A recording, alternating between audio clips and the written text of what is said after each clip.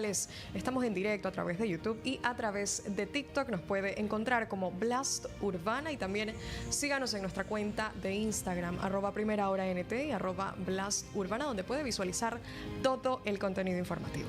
Está con nosotros Ricardo Lomana. Correcto, así es. Bienvenido, Ricardo. Gira en la provincia de Chiriquí, 2 días, me decía Milagro, va a estar Ricardo hoy y mañana en Chiriquí. Propósito de esta visita a la provincia. Buenos días, es un gusto estar aquí nuevamente, gracias por el espacio. El Movimiento Otro Camino está trabajando arduamente a nivel nacional. Estamos haciendo recorridos no solo por la ciudad capital, sino por todo el país, con 2 propósitos, y eso es lo que nos trae a la provincia de Chiriquí. Acabamos de llegar de Bocas del Toro y de la comarca Nove Buglé, y estamos haciendo 2 cosas. Uno, organizándonos. El Movimiento Otro Camino está trabajando en reuniones de organización. ¿Eso qué significa? Organizando a nuestros equipos de cara al 2027. El otro año, la estructura del Movimiento Otro Camino tiene elecciones. Es decir, tendremos que tener todos nuestros equipos de corregimiento, de distrito, de circuito y de provincia, incluso la Junta Directiva Nacional, sometida a elecciones para tener una nueva estructura y de allí entonces trabajar hacia las elecciones generales del 2029. Entonces estamos teniendo reuniones de organización para eso y también desde ahora para hacer reuniones con potenciales candidatos. Estamos haciendo convocatorias y reclutamiento de todos aquellos panameños y panameñas que quieran tener o que tienen una aspiración a ser candidatos a algún cargo de elección popular, representante de corregimiento, alcalde, diputado, para las próximas elecciones. Y por otro lado, estamos teniendo contactos con la comunidad, es decir, haciendo caminatas, haciendo recorridos, seguimos escuchando las realidades de la comunidad y para ello realizamos actividades como conversatorios o reuniones con distintos gremios. Acá en Chiriquí vamos a hablar o vamos a reunirnos con distintos gremios, vamos a estar con productores, vamos a estar con empresarios, vamos a estar con los distintos sectores nacionales que también nos permiten seguir conociendo la realidad de la provincia. Y cada vez que vamos a una provincia es importante tocar base con los actores principales y en ese sentido también tenemos una oportunidad para la comunidad o para todo el que quiera asistir a un gran conversatorio que tenemos este miércoles particularmente. Es un conversatorio abierto y quiero aprovechar estos micrófonos y estas cámaras para invitar a todos los panameños o todos los chiricanos en este caso que estén acá y quieran asistir a este conversatorio el día miércoles. Esto es mañana a las 7 de la noche en el hotel JL Serracín, el Hotel Serracín, JL Serracín. Calle F Sur en David. Calle F Sur, exacto, en el cruce de la calle F Sur con Central. Allí estaremos mañana, miércoles 14 de enero, desde las 7 de la noche. No importa si no estás en Moca. La idea es que el conversatorio sea principalmente para gente que quiere saber más de Moca, quiere saber qué estamos haciendo para organizarnos y trabajar de cara al futuro y a las elecciones del 2029, o si simplemente quieres venir a sumarte o participar de este proyecto, bienvenido mañana miércoles 14 de enero a partir de las 7 de la noche. Bien, y de cara a ese proceso electoral del 29, ¿cómo viene el crecimiento de Moca con relación a inscripciones? El Tribunal Electoral generalmente nos manda una cifra cada cierto tiempo de quienes se desvinculan de los partidos políticos, quienes se suman a los partidos políticos. ¿Cómo es el movimiento de Moca en estos momentos? Bueno, de cara a las elecciones del 2029 no había tenido la oportunidad de venir, habíamos tenido creo un par de llamadas con Blast, pero ahora que estoy presente aquí quiero decirlo alto y claro como lo he estado diciendo en todos los medios de comunicación. Yo voy a aspirar nuevamente a la presidencia de la República, como lo estoy diciendo por todo el país. Para nosotros la tercera es la vencida y entendemos, y tiene que entender toda la población, sobre todo la de Moca, que no se necesita solo un candidato a presidente, sino que se necesita sumar toda una estructura y todo un equipo de trabajo. Entonces, en cuanto a los inscritos, primero les recuerdo que Moca siempre ha sido un partido que no aspira a tener 300.000 miembros ni 250.000 miembros. No creemos que los partidos políticos están simplemente para aglutinar gente. Hemos tenido un proceso electoral en el 2024 en el que solamente teniendo cerca de 40.000 inscritos el partido saca casi 600.000 votos, lo que indica que no necesariamente tienes que tener 300 o 400.000 miembros en un partido para tener un proyecto de nación en el cual la gente o con el cual la gente se va identificando. Sin embargo, Moca es el único partido que viene aumentando adherentes en los últimos meses. Nosotros hemos sumado alrededor de 2.000 personas en los últimos 3 meses, así de manera muy tranquila, de manera muy callada, y estamos iniciando proyectos de organización de bases en las comunidades, con el cual no tengo la menor duda de que Moca irá aumentando su membresía en los próximos 6 meses, en el próximo año, y aspiramos por lo menos, yo diría que a doblar la cantidad de miembros que tenemos el día de hoy. Hay un tema en la palestra en estos momentos, es la Comisión Nacional de Reformas Electorales. Un tema se está analizando sobre el voto plancha. Ya hay algunas voces dicen tiene que mantenerse el voto plancha y no permitir que en los circuitos plurinominales, por ejemplo, si David tiene 3 diputados, salen 3 diputados, el elector puede escoger los 3 que mejor considera van a representarlo en la Asamblea Nacional. ¿Cuál es la posición de Moca frente a esta idea que surge del propio Tribunal Electoral? Sí, nosotros tuvimos una reunión con el Tribunal Electoral previo a esta propuesta. Ellos nos hablaron de la idea que tenían de presentar esta propuesta y seguimos analizándola, porque definitivamente lo que hay que tratar de proteger es el voto ciudadano. Para poder entender la necesidad de esta reforma o de la reforma de cómo se escogen los diputados en los circuitos plurinominales, hay que recordar cuál ha sido el problema. Y el problema es que los partidos tradicionales siempre han impuesto su mayoría para que los votos se puedan contar 2 veces. Es decir, cuando tú votas plancha, al diputado o al partido se le cuenta 2 veces el voto, tanto el voto individual o el voto selectivo que sacó, como el voto que sacó el partido, lo que llaman el voto plancha, y entonces con esa doble contabilidad se meten muchos diputados por la puerta de atrás a la Asamblea Nacional. Por ejemplo, en esta asamblea y en la asamblea anterior tenemos diputados que sacaron mucho menos votos que los diputados que no entraron en la asamblea. Entonces, si tú lo ves desde el punto de vista del partido, cualquier partido te va a decir, no, a nosotros nos conviene que los votos se cuenten 2 veces. Pero yo creo que esto hay que verlo desde el punto de vista del ciudadano que está cansado, que los partidos utilicen las normas a su favor. Nosotros nos estamos inclinando a cualquier reforma que respete el voto o la decisión democrática de cada ciudadano. Y nos parece que tal vez con ciertos ajustes, la propuesta que está presentando el Tribunal Electoral podría acercarse a eso, y nosotros estamos en la mesa de reformas electorales proponiendo ciertos ajustes o modificaciones a esta norma. En días pasados, la Contraloría habló sobre lo que es la rendición de cuentas y los informes tardíos de Moca y algunos diputados independientes. Ustedes, precisamente creo que el 15 de diciembre, lanzaron un comunicado donde mencionaron pues explícitamente que se ha cumplido plenamente con todo el proceso. ¿Cuál es la posición que usted mantiene al respecto? Bueno, solamente quiero tal vez hacer un comentario sobre lo que usted menciona. No fue la Contraloría, aunque sí fue la institución, fue el Contralor. Y el Contralor está actuando como figura política. Así que este comentario o este comunicado que sacó la Contraloría y las declaraciones, yo creo que hay que enmarcarlas en lo que es. Esa fue una declaración política del Contralor General de la República, que está prácticamente actuando como brazo político del presidente de la República y del órgano ejecutivo. Entonces, evidentemente, está incómodo el Contralor, está incómodo el gobierno de que aquí hay oposición, de que aquí se están señalando las cosas que están haciendo mal, de que aquí el presidente no nos mete los pelos para adentro por estar con su rociadera y estar de ronconcito y estar con esta actitud de querer acallar voces. Nosotros no nos vamos a callar, vamos a seguir señalando lo que no están haciendo bien, vamos a seguir señalando cómo han olvidado las promesas de campaña, sobre todo aquella famosa promesa del Chenchen y de reactivar la economía, y el Contralor salió a golpear con medias verdades.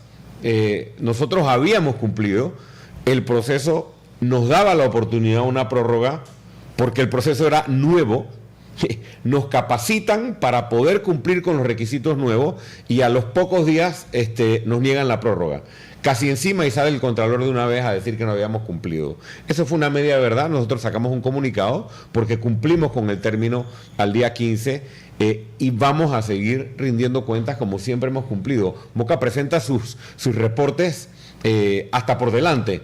Moca presenta incluso sus rendiciones de cuentas y todos sus documentos financieros, sustentos y demás hasta antes de tiempo. Yo creo que el Contralor General de la República, y es una recomendación que le doy, en vez de estar pendiente de quienes estamos haciendo oposición, debería estar pendiente de muchos goles que se están metiendo con los recursos del pueblo, empezando con las abultadas planillas, no solo en la Asamblea Nacional, sino en el órgano ejecutivo, y muchos gastos millonarios que está haciendo el gobierno que no se justifican. En eso deberían dar. Mire, Ricardo, la corrupción sigue siendo un problema que carcome la sociedad panameña. Hoy salimos con noticias de otro escándalo más en el Seguro Social. 10 millones de dólares, hablaba el director de la Caja de Seguro Social, a través de jubilar a gente que no había aportado al Seguro Social. Y vamos de escándalo en escándalo, pero como que no pasa nada. No hay responsables. ¿Cuál es la posición de Lombana frente a los hechos de corrupción, la falta de empleo, agua, salud, escuelas en estado deplorable? Vemos a la ministra de Educación haciendo alarde de que va a entregar equipos tecnológicos, pero hay escuelas que ni siquiera tienen energía eléctrica. Y quiero hacer una acotación muy importante. Hasta 52 casos ha denunciado el señor Dino Mon sobre mafias internas en la Caja de Seguro Social. Esto es preocupante porque esto realmente es de años anteriores, entonces sale a relucir ahora. ¿Qué opina usted? Hay tanto que decir, pero sé que no hay tiempo a veces en los medios de comunicación y en la radio. Para mí, nada de esto es noticia. Yo tengo 9 años y este movimiento se creó hace 9 años para advertirle a este país y para poder llevar adelante un mensaje de que Panamá no va a poder salir del hueco si no extirpamos el cáncer de la corrupción de adentro del sistema. Duele ver la noticia de un fraude con las pensiones, pero para nosotros no es sorpresa. Cuando se estaban promoviendo las reformas a la ley de la Caja de Seguro Social y el proyecto 462, nosotros advertimos, de nada servirá modificar la ley, tomar medidas económicas, tomar medidas financieras, fondear la caja con más fondos por parte del Estado, cambiar los porcentajes de los aportes, si no se extirpa la mafia que el propio presidente de la República había dicho que había dentro de la Caja de Seguro Social. Entonces, mientras sigamos de noticia en noticia de escándalos de corrupción, no va a pasar nada. Hay una palabra que nadie menciona: consecuencias. ¿Cuándo va a haber consecuencias por todos los escándalos? Aquí estamos más de 10 años después del caso de Brecht.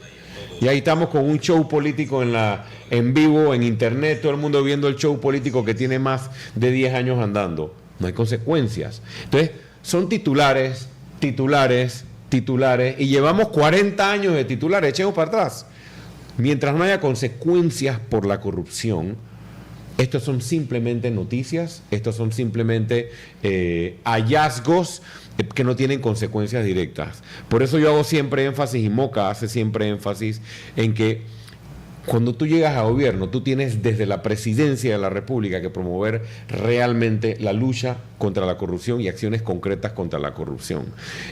Y da tristeza porque la gente está pasando trabajo, no hay plata para lo oncológico, no hay plata para un montón de proyectos, no hay plata para los proyectos de suministro de agua potable en el país. Sobre todo mucha gente que está hoy sin oportunidades de empleo, pero ves cómo se siguen yendo millones y miles de millones de dólares en casos de corrupción, de dinero que no se recupera y dinero que no tiene, o de delitos que no tienen ninguna consecuencia. Una de las razones por las cuales yo aspiro a ser presidente de la República y este movimiento se está preparando para llegar al gobierno en el 2029 es para terminar esto de una vez por todas, y ese ha sido uno de los mensajes principales del movimiento Otro Camino, y creo que es parte de la razón por las cuales ciertos sectores nos tienen algo de temor. caso de Brecht. Estábamos hablando de eso. Mire, yo veía un pedazo de la pantalla de lo que transmitían ayer de la audiencia y me duele decirlo, pero yo creo que es más un show político que otra cosa. ¿Cuántos años llevamos en esto? O sea, ahí no va a pasar nada. ¿Sabe por qué no va a pasar nada? Porque hay mucha gente involucrada, muchos intereses involucrados, intereses políticos. Un montón de personas que están ahora mismo en la audiencia están vinculadas al gobierno de turno, incluso algunas cercanas. Entonces, ¿cómo vamos a hacer? Con un presidente que dijo cuando designó al procurador que el procurador era su amigo y su abogado personal, con un presidente que está relacionado con el entorno o con uno de los gobiernos que está mayormente involucrado en el caso de Brecht. Entonces, yo veo muy difícil que aquí haya consecuencias. Simplemente creo que se va a tratar más de un juicio o de una audiencia que se va a utilizar para fines mediáticos, para fines políticos, pero no veo a nadie pagando consecuencias. No veo a nadie realmente devolviendo los millones y millones de dólares que se fueron de este país y que hoy están en los bolsillos de unos cuantos, y es lastimoso que tantos años después, con una gran oportunidad que se tuvo con el caso de Brecht, un gran escándalo, con tantas evidencias, con tantas pruebas, con la propia empresa que coimió diciendo, coimié tanto, pagué tanto, se los di a tal persona, a tal presidente, a tal gobierno, usé tales sociedades anónimas, usé tal banco y fue así que lo hice, y este es el único país en el que no hay consecuencias. Entonces, no tengo ninguna esperanza y por eso nos tenemos que concentrar en seguir presionando al gobierno, en seguir presionando a la justicia y en seguir presionando para lograr los cambios políticos que traigan consecuencias en casos tan emblemáticos como el caso de Brecht, porque mientras la gente sigue pasando trabajo, vemos cómo se siguen burlando de la justicia. Hay una frase muy popular: solo a los perros flacos se le pegan las pulgas. Aquí en Panamá, los únicos que terminan pagando son los perros más flacos. Mire cómo tienen a los representantes de corregimiento subiendo y bajando escaleras, que no estoy diciendo que no hayan hecho mal, pero a eso sí los van a meter presos, y a eso sí los van a guardar, y eso sí van a tener que devolver $1,000 o los $2,500. Sin embargo, los que se roban los miles de millones, que son los que le roban el futuro a los panameños, se siguen riendo de nosotros en nuestra cara. El tema de los auxilios económicos también es un tema bastante polémico, que yo creo que pues va por esa línea que usted menciona también. Por supuesto. Bueno, hay un proceso andando, entendemos que hay una investigación andando. Hay algunas medidas cautelares que se han tomado, algunos de los involucrados están en detención preventiva o tienen medidas cautelares de privación de libertad. Yo estoy esperando, yo soy un observador de la justicia. Mira, las investigaciones llegan hasta que toquen a alguien que no se puede tocar. Y esa investigación del IFARU con los auxilios económicos hay que ver hasta dónde llega. Si esa plata que usaban de cashback, porque eso era lo que hacían, ¿no?